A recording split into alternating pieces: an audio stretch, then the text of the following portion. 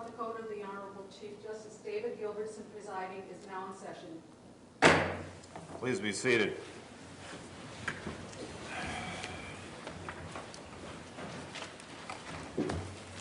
Good morning and welcome to the second day of oral arguments for our October term held here at the Law School at the University of South Dakota.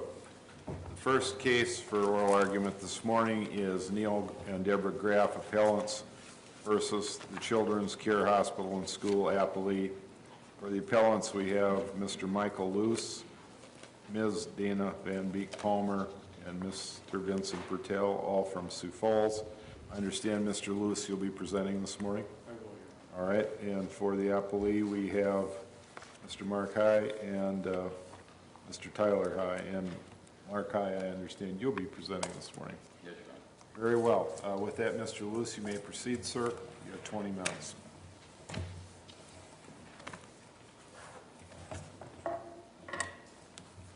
May it please the court. Again, my name is Mike Luce, and I'm here representing Ben Graff. And with me today, as the court has already introduced, is Dana Palmer, who is the author and responsible for the written submissions to this court in the briefs that have been submitted, and Mr. Vince Pertel, who has been my co-counsel throughout this entire ordeal. Also present is the parents of my clients, Ben Graff, Neil and Debbie Graff. Mr. Luce, we're having a little trouble hearing you. Could you speak? I'm sorry. Thank you. Neil and Debbie Graff, I better keep my mouth by the microphone, excuse me, who are also present. Because of the number of issues that were presented here, and because of the careful presentation that Ms. Palmer has made, I will not be able to, in my time, to likely address with any specificity all of the issues. I would just ask that the court, to the extent I'm not able to argue about certain issues, that you understand that I'm relying upon the briefs that have been submitted. In particular, the issue of the cross appeal on jury instructions. Hopefully that will not be an important issue if there is a reversal. And likewise on the issue of the statute of limitations I will attempt to address. But the taxation of costs, that stuff is pretty well detailed in my brief. But if the court has any questions about those issues, in case I don't have time, I'm certainly prepared to address them. Counsel, early on in your remarks, will you address the matter, the strategic decision that you made not to obtain a trial transcript and the potential effect of that decision? I don't mean to interrupt the flow of your argument, but if you could address that point early on, that'd be helpful. I'll do so right now, Your Honor. Obviously, as we know, and a transcript is not an inexpensive item. Is it necessary? The main issue on our appeal, and it doesn't really relate to the taxation of costs, it may relate to their jury and cross appeal.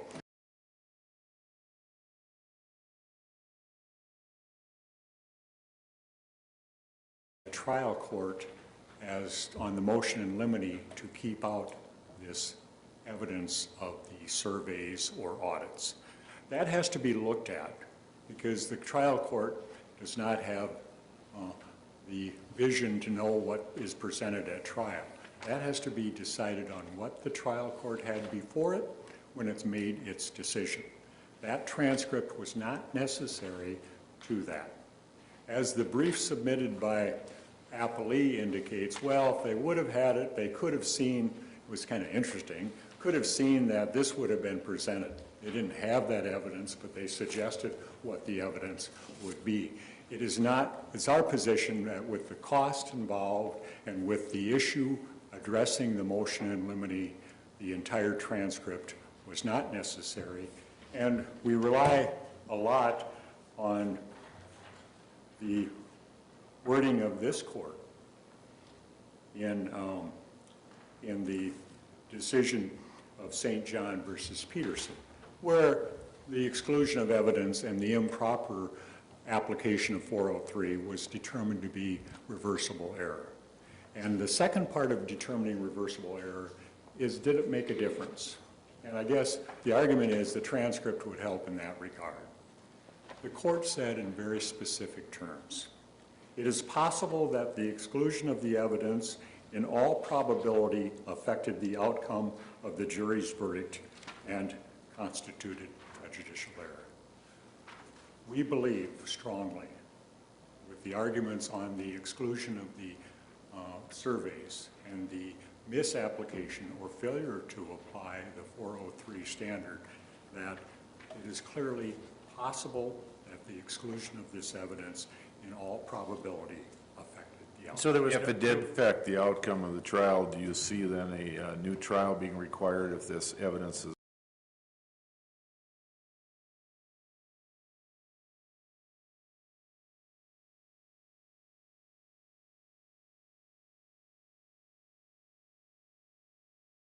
The court with abuse in terms of a criminal statute and a school statute, that it had limited relevance.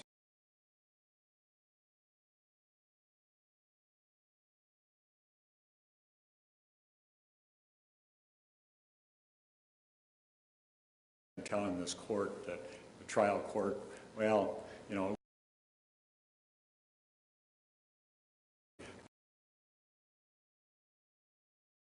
I said that morning, this is devastating. I even said, can we have a continuance, a delay, so I can see if it's potential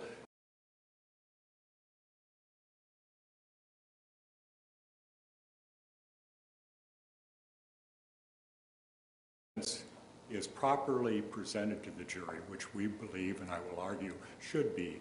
We need a new trial on that, Your Honor. So, Mr. Lewis, walk me through, you've got these surveys. The time that Ben Graff was surveys, had they come in, how would you have used them, and how would they have supported your case?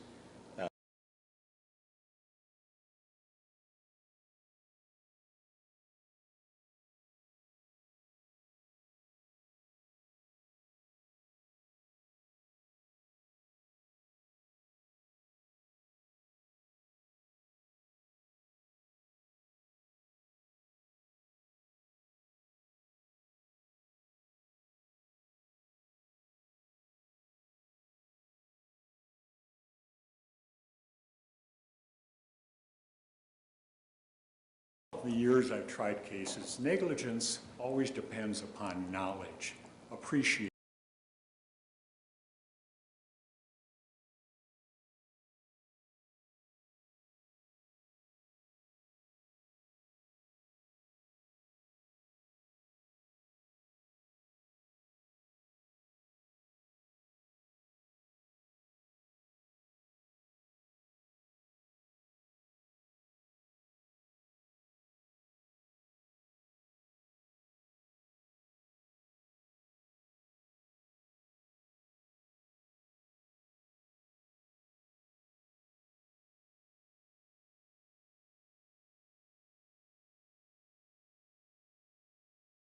Knowledge of what? Okay, that's what let me do that.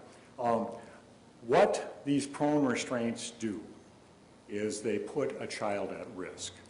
Did Children's Care, even though they didn't know about prone restraints, the state didn't, I don't believe, they knew what was necessary to protect a vulnerable and helpless disabled child from being harmed.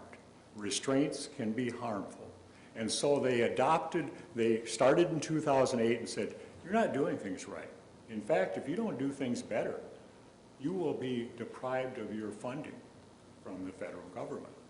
They gave them Your Honor, a lot of specifics as to what they needed to improve upon to make sure they were done.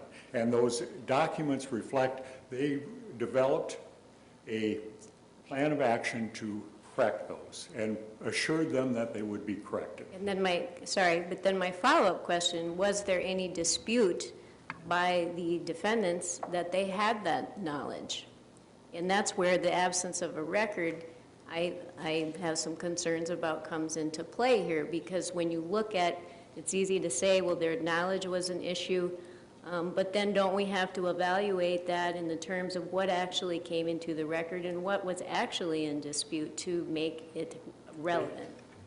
I understand. They had absolute knowledge because all of those documents reflect a response by them, their plan of action. The right-hand column on those documents, which cite to the record, the documents are R04, 1 through 1335, show what they plan to do. So they had knowledge and they had an opportunity to address them.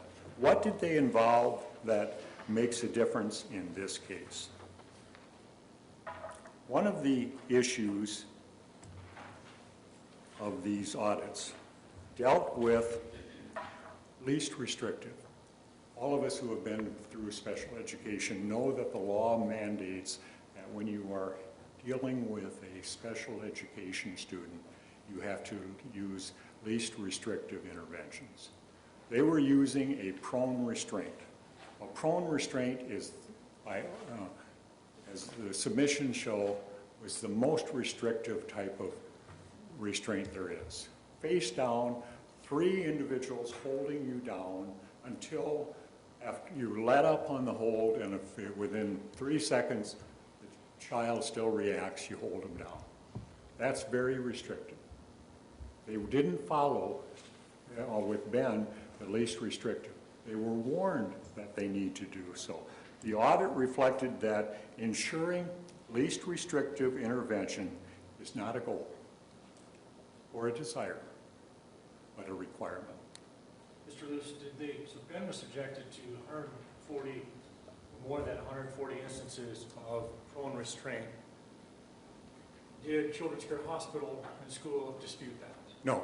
Did they dispute that the manner in which he was subjected to the restraint, including how it happened, the length of time, did they dispute any of that? Yeah, they said, well, it was as good as we could do. Yeah, they didn't acknowledge, I don't think they disputed some of them, that like some of the restraints lasted, over a dozen of them lasted over an hour. He would be held down by 3 adults. This person that had the cognitive skills of a 3 or 4-year-old. And then they would let him up after several hours. They will substitute staff. 3 adults would come in when they tire, 3 more. They would wait till the end, but they don't dispute that.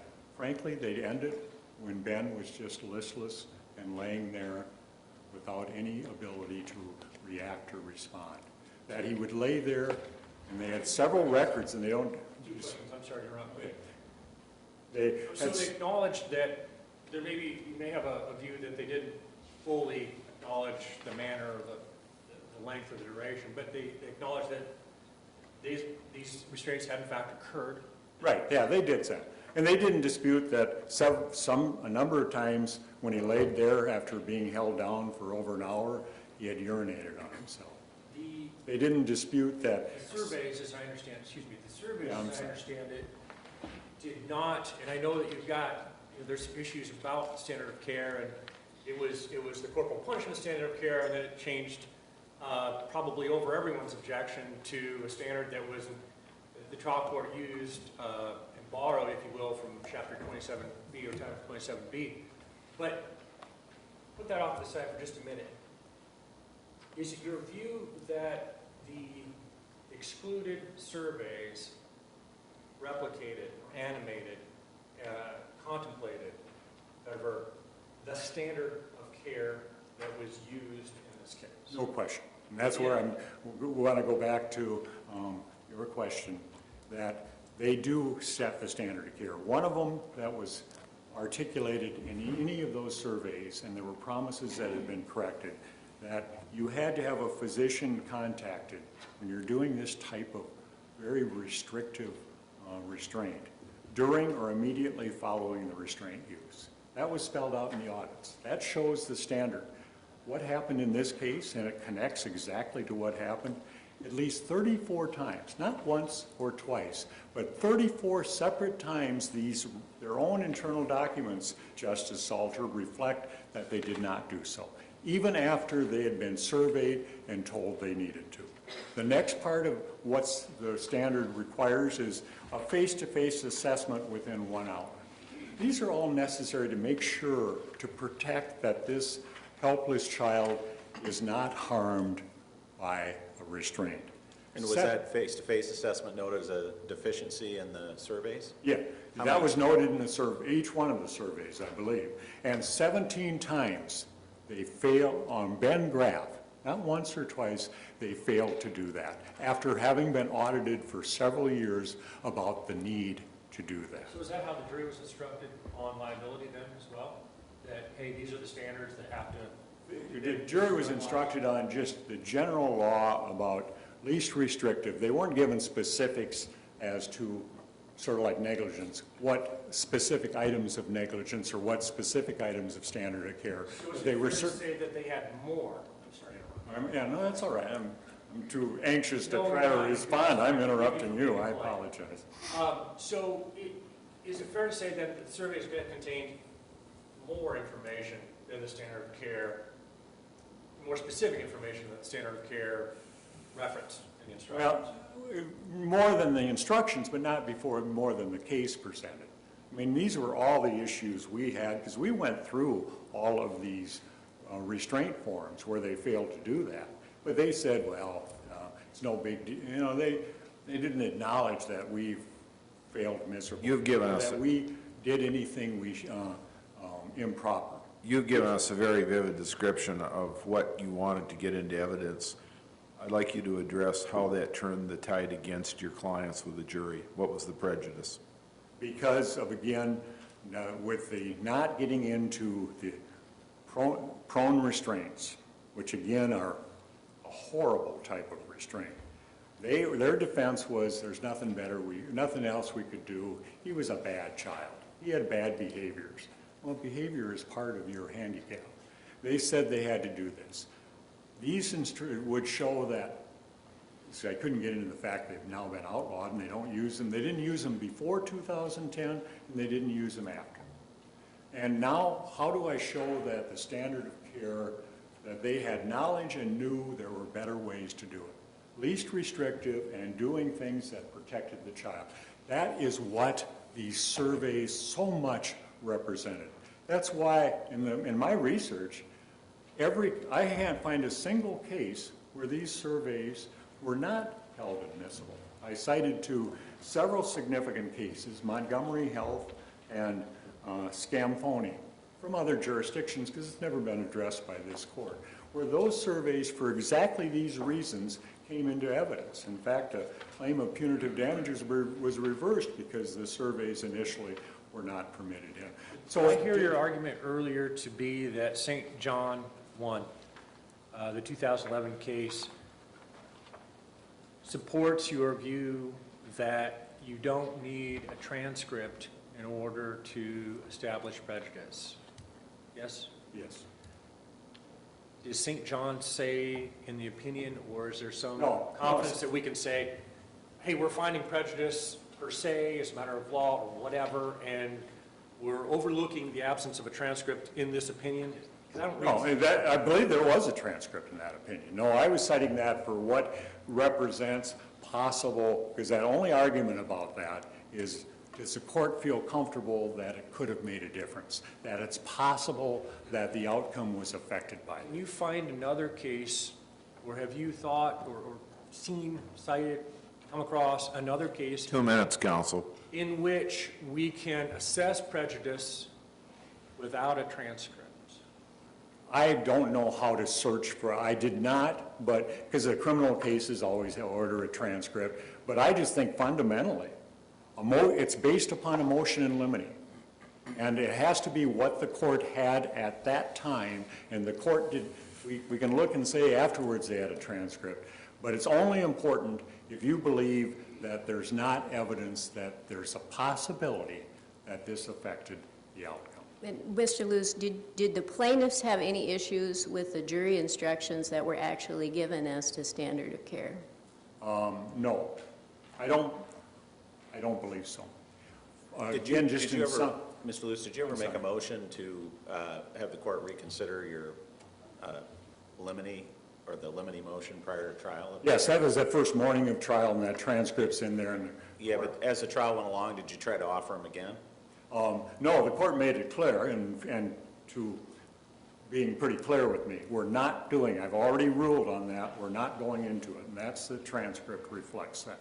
And again, we believe the motion in limine was very prejudicial for all of the cases we've cited, and it violates, the court has had a long-standing policy regarding when a 403 analysis, for many of you that were trial court bench, on the trial court bench, that if it involves 404B and 403, which is exactly the case here, you are required to do that 403 analysis. At a minimum, that makes reversible error. They did not do that. Recently, just within the last month, a case where Judge Salter was on the trial bench, you did that. That has been the law. The State versus Scott case made it clear that it is required to do that by the trial bench in a 404B, 403 case. That's what this was. That was not done. I'll reserve the rest of my argument. Your time has expired. Thank you. Thank you, Mr. Luce. Mr. High, you have 20 minutes, sir. Thank you, Your Honor. Make sure I have my glasses. May it please the court, counsel, ladies and gentlemen. For 15 days last May, this case was tried to a jury of our peers.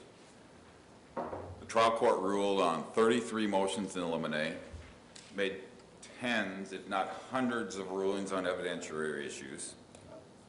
And after 15 days of testimony, and the jury reviewing approximately 25,000 pages of exhibits, and be instructed as to the law in a manner in which the plaintiffs do not here before this court object, this jury of our peers returned a verdict for the defendant, Children's Care Hospital and School, on all counts. Plaintiffs now ask you to overturn this verdict without providing you with a transcript of the trial so that you can see what occurred during the course of that trial. Plaintiff asks you to overturn a verdict without meeting their burden of showing affirmatively and on the record is a key phrase because a lot of cases talk about appeals being on the record, that prejudicial error occurred in the case. Typically, I would start an appeal like this with some recitation of the facts. In this case, for a couple of reasons, I'm unable to do that. First of all, it was a long trial, and I could be here for hours explaining to you what went on during this trial. Well, we've all read the briefs, too. Exactly. They're contained to the extent that there are facts that are contained within the briefs. I would note that plaintiffs, because there's no trial transcript, a lot of their facts are based upon pretrial deposition transcripts and not based upon what actually happened at the trial. There truly are no admissible facts on the record from the trial itself. There's pretrial hearing transcripts, but there's no transcript of the trial itself before this court sufficient to allow it to sustain an appeal of the jury's verdict. How do you read our cases, Mr. Haig? Do you accept the argument that our cases, at least maybe some of them, can stand for the proposition that a failure to conduct a 403 balancing test on the record ipso facto constitutes reversible error? I disagree with the plaintiff's position on that, and I think the case law makes it clear that, I want to go to my notes on that, but there are at least 3 cases we found and cited in our brief. I know that the State v. Cross, State v. Cochran, State v. King, where the court said that as long as there is some showing of consideration of the matter on the record, some indication on the record that some weighing of factors was considered, no abuse of discretion will be found.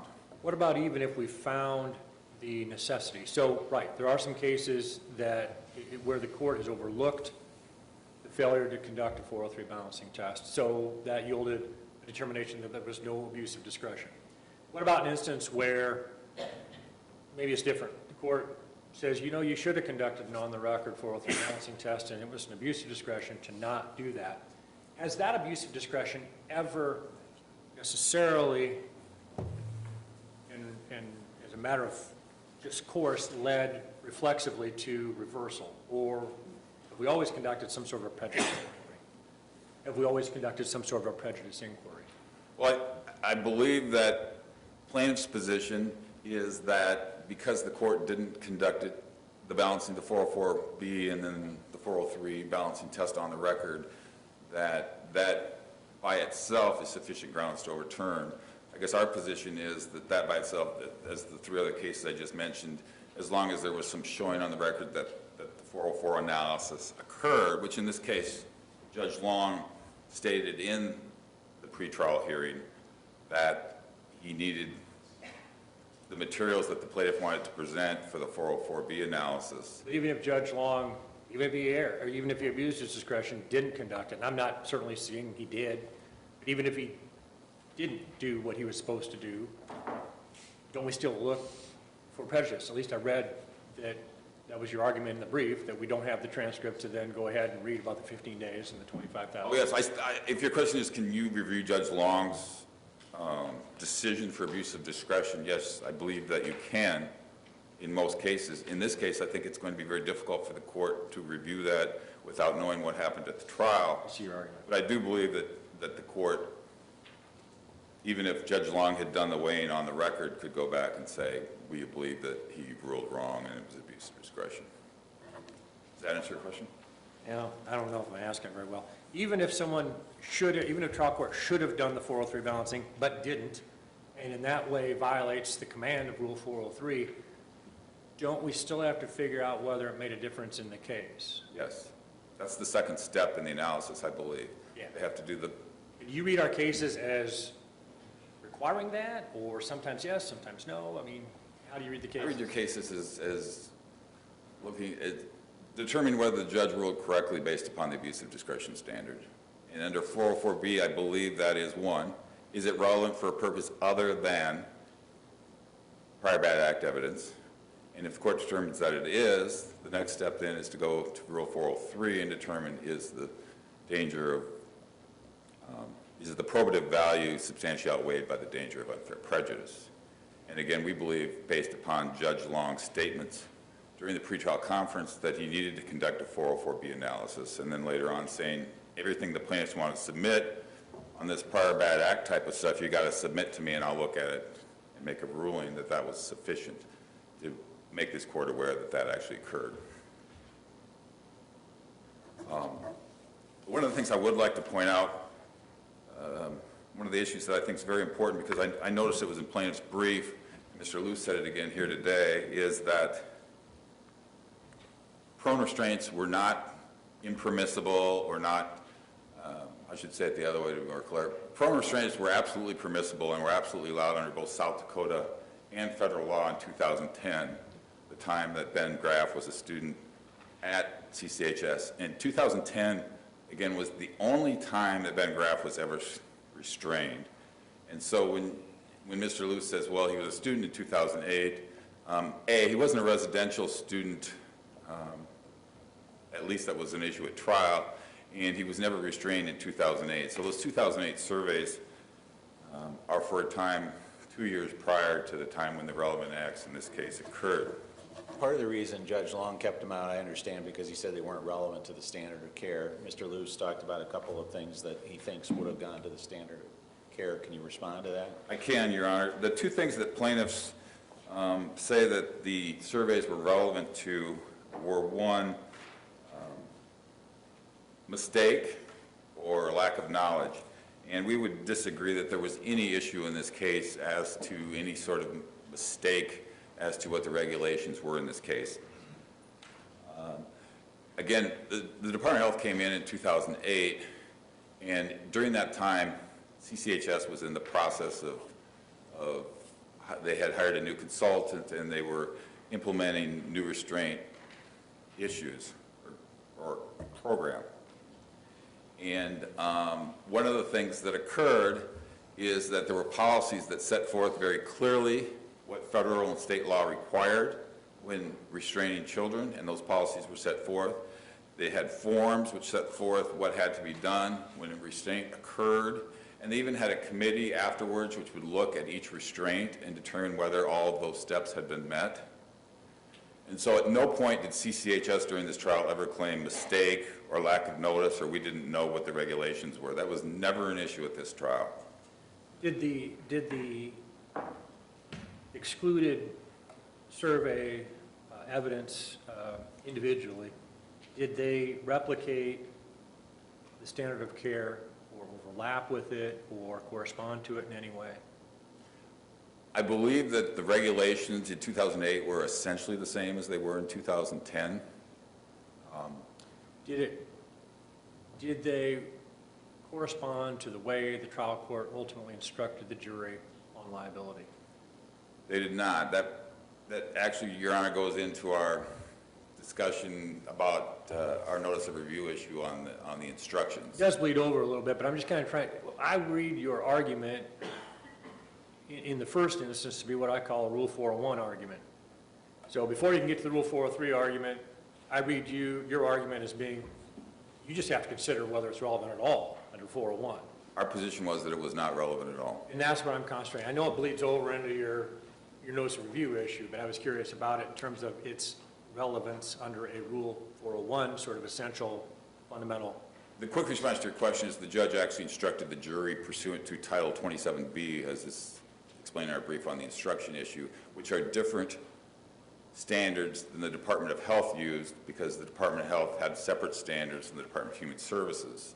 And in 2010, CCHS was licensed as a specialty hospital, and therefore they followed under the regulation of the Department of Health, not the Department of Human Services, is what the jury was instructed on.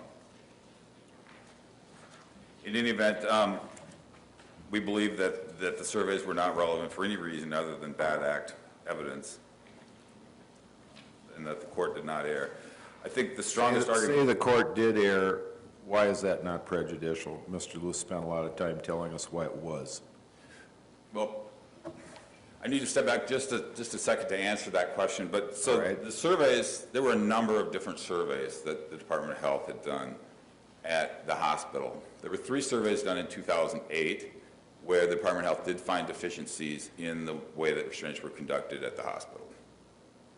A plan of correction was instituted by CCHS, and then in 2010, which is the time period when Ben was actually a student there, the Department of Health came back in and did another survey. And during the 2010 survey, the Department of Health found no deficiencies with regard to restraints at CCHS in 2010 during the relevant time period. While he was a resident. Why he was a resident. And even more powerful evidence than that is that after Ben left CCHS, there was a complaint survey done, which means somebody called in and complained about CCHS's restraint policy. So the Department of Health went back again in 2011 and specifically looked at Ben Graff's chart as far as whether we had complied with the regulations for restraint with regard to Ben Graff during the time he was there and restrained. And that 2011 survey found no deficiencies with regard to Ben Graff. So point one, in response to your question, Your Honor, would be this plaintiffs say, well, this 2008 evidence would have been, I think in their brief, they say damning evidence. But what they ignore is that if those surveys would have come in, the 2010 and 11 surveys also would have shown that during the actual relevant time period and with regard to the specific individual at issues, the Department of Health had come in and found no deficiencies. Did Judge Long also allow, sorry to interrupt, did Judge Long also allow, and we don't know because we don't have the transcript, but I read a reference in the briefs or the submissions, maybe the partial transcripts, that Judge Long, at least in principle, agreed to be open to, for lack of a better way to describe it, to the idea of having some examination of the CCHS witnesses on the topic of the surveys. Can you, Yes, Your Honor, maybe it's not fair if it's not, in the transcript, but did I read that correctly? You did, and that's a large part of our argument, Your Honor. The plaintiffs come here today and say, This notice issue was huge. This was huge evidence which would have changed the course of the trial. Mr. Luce did on the morning, the motion in limine stage, the judge took it under advisement. Then on Friday, he sent out an email that said, ruled on some of his motions in limine and said, I'm excluding the 2008 Department of Health surveys. Mr. Luce then asked that it be reconsidered on the morning of trial. Judge Long confirmed his ruling. Mr. Luce at that point said, this is important evidence, Your Honor. It's in the transcript. I'm paraphrasing a little, but he did say, may I at least question the CCHS witnesses with regard to whether they had notice that they were not in compliance in 2008 and whether they agreed that they would be in compliance in the future. And that judge said, Mr. Luce, we've got a jury waiting. I'm not going to deal with that now. So it was left hanging there. At no point in the remainder of the trial did the plaintiff's counsel ever come back and re-raise that issue. And it's our position, if this was such an important issue, it was clearly left open by the judge that this is something we can address later. The jury's coming in. You've all been trial court judges. You know how that morning is. If it was such an important issue, we believe the plaintiff should have raised it again and have waived this issue, whether they did not reintroduce it for strategic reasons or whether they just realized that notice wasn't really an issue. Well, I mean, if he says I'm not going to deal with it now, isn't that kind of like no? I think you need to bring it up later because right now the jury's been waiting and we need to get them in. That was my impression of it. I don't think he ever indicated, I'm not going to let you ask those questions. He said, Well, sometimes judges will give a prefatory statement and say, if these are my initial rulings, if you have any issue with them during the trial, come back. I mean, was there anything like that said by Judge Long in this case? this has been a long Yeah, case. I know. I would not be truthful if I told you I recalled whether he said that or didn't say that. But Okay. Can we talk about the statute of repose if we get there? My question is, in your estimation, did Judge Long err in his reading of the statute as a matter of law, or did he err because there are facts in dispute on the record when he denied summary judgment? Well, I believe that Judge Long erred when he found that this was not a malpractice case, which was the primary basis for his ruling against us. The motion was made as a motion for summary judgment, but it was made again at the close of evidence after Judge Long had been able to hear all the evidence. And our position on that, again, is in the brief, but this was pled in the complaint as a malpractice action, that we did not establish a plan of care for Ben's behavioral problems. And there was an informed consent claim in there. And then when we moved for summary judgment, all of a sudden the plaintiff's position changed. And they said, no, this is a school case. This is like a school nurse. And then they even made a motion to eliminate at that point. We couldn't say it was a malpractice case. And that's the theory they presented at trial, isn't it?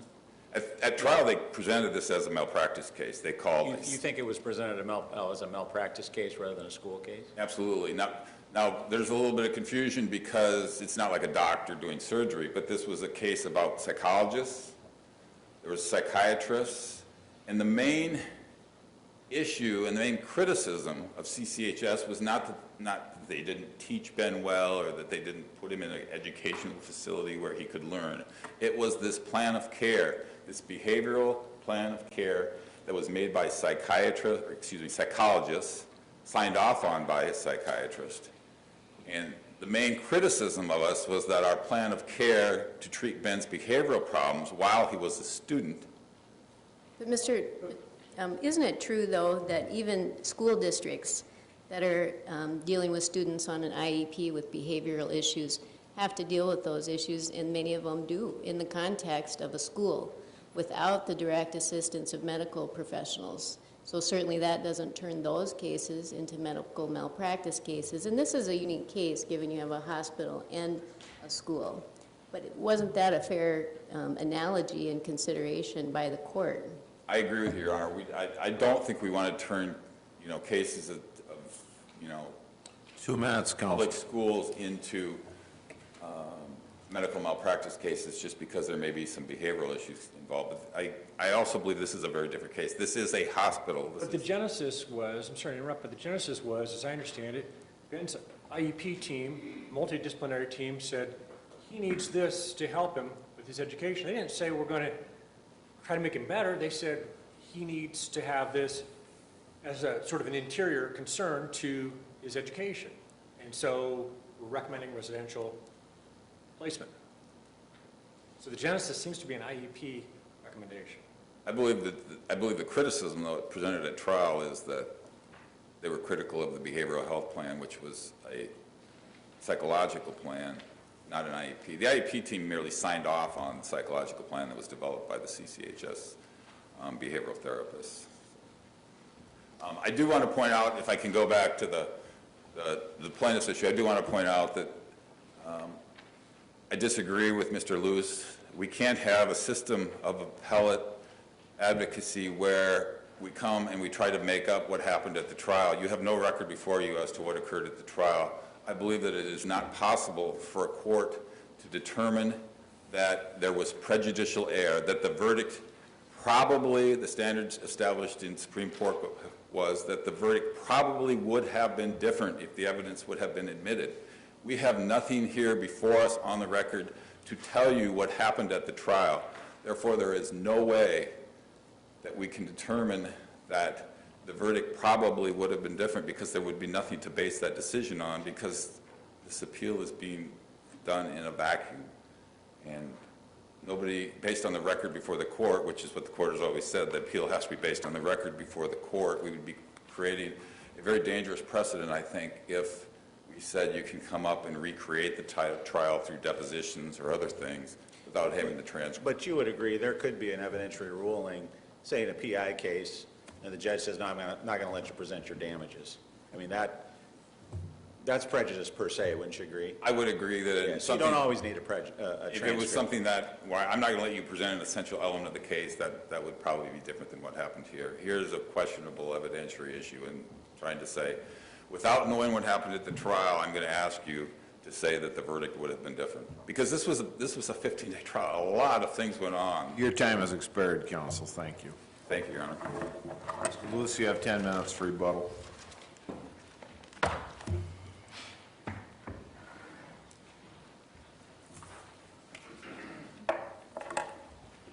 Thank you. Just briefly on the statute of limitations, it was addressed, the statute of repose.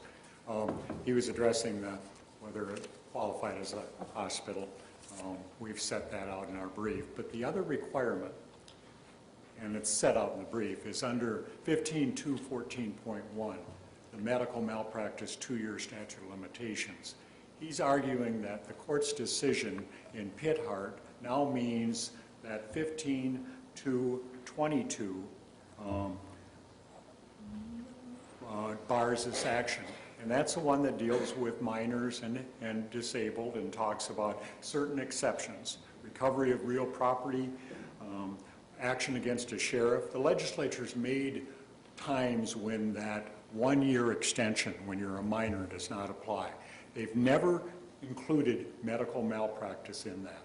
We have relied for years, because there used to be a medical malpractice statute that said minors had their 6 years was when it started to run, not age of majority. And this court in Lyons versus Ludens held no, that denies equal protection. That statute can't change 15.2.22, and it's never been done since then. The mere fact that in that Pithart case, the court talked about equitable estoppel. They are now taking the position that everybody that starts medical cases involving minors better be careful now. You can't rely upon 15.2.22. You have to start it 2 years from the action. It doesn't matter if the child's a minor or disabled. No courts have held that. This court in Lyons held quite to the contrary. That's the second part of that analysis on the statute of repose. Let me go back to the 403 analysis. The 403 analysis just has a 2-part test, factual relevancy and topical relevancy, in making that assessment. The argument here is, look at the evidence we presented at trial. The court didn't give a chance to consider that. The decision on a rule of evidence is based upon whether that evidence is admissible. It's not whether or not they'll have other evidence. You have a complete trial. Both sides get to present their case. My problem here is we didn't get to present a significant part of our case. But the analysis under 403 is not dependent upon the entire trial. It is a ruling and a motion in limine. To accept, and maybe I am wrong, yes, it's bad legal advice saying when the court's considering a motion in limine, you decided on what's presented to the court. But aren't we talking about two things? And maybe I'm wrong. So let's talk about it. You're not. No, You I know? might. But, you know, you've got your evidentiary issue, you've got your Rule 403 issue. Understood. But even if you win, or anybody wins on an evidentiary issue, 403 or whatever, rule of evidence is at issue, even if you win, isn't there a second tier of analysis that says, hey, and it really mattered. It made a difference. It tipped it in this case. And that's one that we would need a record for, question mark. Am I right? I don't agree. Okay. I mean, the standard that Chief Justice Gilbertson set out, is it possible that that's probable could make a difference? I don't see, you say, is there any cases where they've decided this without a transcript? Flip that around. Look at all those cases that have used the 403. They don't cite to the record. Yeah, maybe the rule's not in terms of what was presented at trial, because there's a lot of evidence. Maybe the rule isn't you got to have a transcript or you don't have to have a transcript, and it's just hard and it's fast. Maybe, as we talked about earlier, maybe it's dependent upon the case or what was excluded. I'm talking about this case, though. How about it? I think it made all the difference in the world, but I'm a little subjective. Yeah. But That's okay. I mean, not being able to get in, this is the dark of night. Courts are open. We wanted an open day. We had these surveys, and frankly, as soon as we presented the surveys, they basically sent a bunch of whistleblower jury interrogatories saying, where'd you get these at? How did you get these? They did not want them to see the light of day. I said, they were public records. Oh, they kept them out. This was part of... I'm sorry. I'm having a lot of trouble putting the link with your concession, I think, that you were satisfied with the standard of care instructions that were actually given in this case, and then trying to connect that to the prejudicial effect, particularly without a transcript. The opposing side has mentioned, and we don't have the record to verify this, that there may have been testified that there was an acknowledgement of what the standard of care was, and that they maybe didn't follow the protocols to the letter, but they had specific reasons to do so, and those sorts of things which we don't have the transcript to assess. So how do you reconcile that? I'm satisfied that the court gave the proper legal. If this was an issue where a directed verdict or a judgment as a matter of law was presented because I couldn't present the evidence, the fact that the court was instructed on it doesn't mean I was able to present my full case. The jury instruction was okay. The evidence submitted was not okay because all of these surveys were not permitted. And why didn't you ask the question of the witnesses as to whether or not they were I just informed? generally, I stayed away from anything, the court said, because the motions in limine say, any evidence questioning or anything about any of these motions in limine is prevented. That's typical. You don't get into the back door. I didn't want to violate it by getting into it, by saying, you had a survey. I did ask them, you were aware, and frankly, I don't remember. It's interesting how I'm criticized for not ordering a transcript when they at first said they were going to order. Then they decided as a matter of strategy, no, and they could argue to this court it was necessary. I submit it's not. I submit that motions in limine are considered upon the record at the time. If motions in limine cannot be considered, then I guess I'm glad I didn't get the interlocutory appeal, because I guess there'd be a rule now that we can never have an interlocutory appeal on a motion in limine because you need the whole evidence of trial before you can decide whether there was error. There's certain error. So you recall asking some questions about whether CCHS officials had general knowledge that No, they'd had deficiencies with their prone No, I didn't, because that would get into the deficiencies. I asked him, did you require a 1 year, did you have a regulation, and did you represent that you would do a 1 hour assessment? Those type of questions. And if they would have, They said, yeah, but we're not perfect. so if the answers would have been otherwise, then what? You would have approached maybe Judge Long and said, hey, I need this for impeachment or something like that, or what? I don't know. I mean, Judge had made it so clear to me, Mike, I'm tired of, there's nothing more on these surveys. I was careful not to cross the line. Maybe I may, but I don't believe that to determine that there's a possibility of error requires, and I don't see in most of those cases that have addressed motions in limine where there's a discussion of 2 minutes. what the transcript showed. So in summary, this young man deserved a fair trial. As Justice Zinner used to say, there's not a perfect trial. Mark Haig talked about it was a 15-day trial. Nothing's perfect in a 15-day trial. But a fair trial here, based upon rulings in every other state that has addressed these surveys, is that important to know what they knew and that they had been told to correct things that they did not do. They didn't correct them, and this caused a harm to Ben Graff. And we're entitled to our day in court, including those surveys. Just one final question, Mr. Luce. So your opposing counsel has indicated that the actual surveys, the later, the 2010 and 2011, suggested that there were no deficiencies at that point in time when Ben was at the school. I don't believe that's true. I don't cite anything in the record. I don't think there's a specific one that says we looked at Ben Graff's records and decided they're not. What they was talking about, there's nothing that pointed out specifically with Ben Graff's number that they pointed out something or other that they had noted. But it doesn't, I don't think there's any record that they did an analysis of Ben Graff after he was kicked out of children's care. Okay, thank you, Mr. Lewis. Thank you. Court will be in recess for 10 minutes.